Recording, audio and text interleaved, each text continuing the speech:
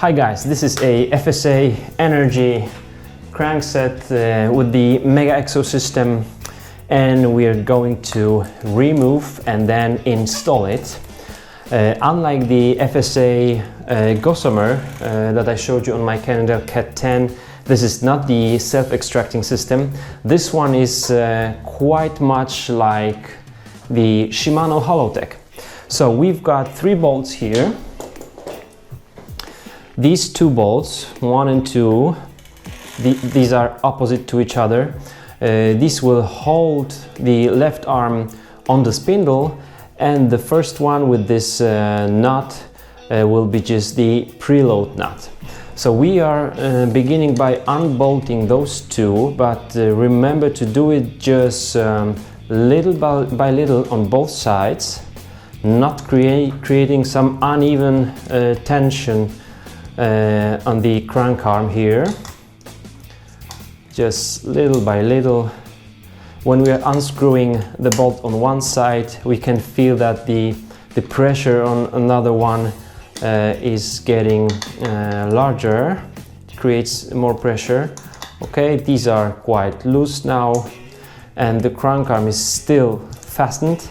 So we are just unbolting this preload nut, and you can already feel some play on the crank arm, and we are now removing it completely. That's it, and the arm is being removed very easily.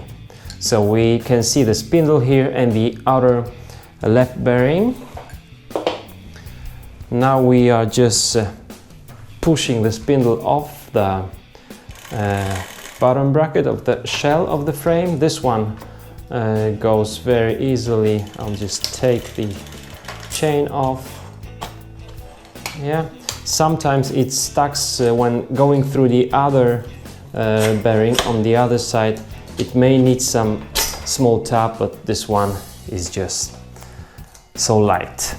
And now we can see our bottom bracket so that we can inspect the bottom bracket and the bottom bracket shell. Alright, let's just assemble our FSA Energy crankset to our MegaExo bottom bracket after applying some grease on the spindle, especially here at the end, some grease also at the threads, and those places where the bearings will be assembled. Now we are just putting our spindle. Don't forget to put this spindle through the chain as well. And now the diameter of the spindle and those bearings is quite precise. That's why we shouldn't be just doing it with the force, but just with some precision. Okay, I'm taking the chain. All right, our spindle is on its place, and now we are just using the same 5mm Allen key in order to assemble it. Now remember that the left arm should be in line with the right one. You won't damage your crankset if it will be just like this, but we do it also when we are doing some jokes to our friends, because this would look fun when pedaling, but don't do it to anyone in a race day. That would be very stressful. Okay.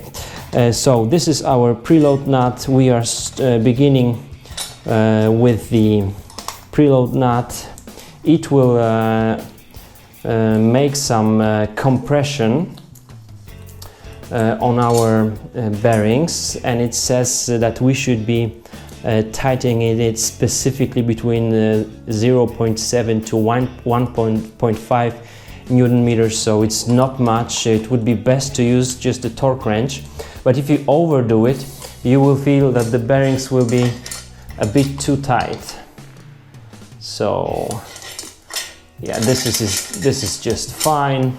All right, now we'll be tightening those 2 bolts. It also says the torque 10.8 till 14.7 Nm. Again, would be great to have the torque wrench here.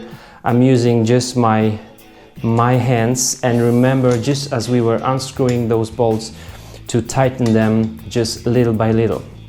When you tighten one bolt, you will just feel that the pressure on the other one is lower now.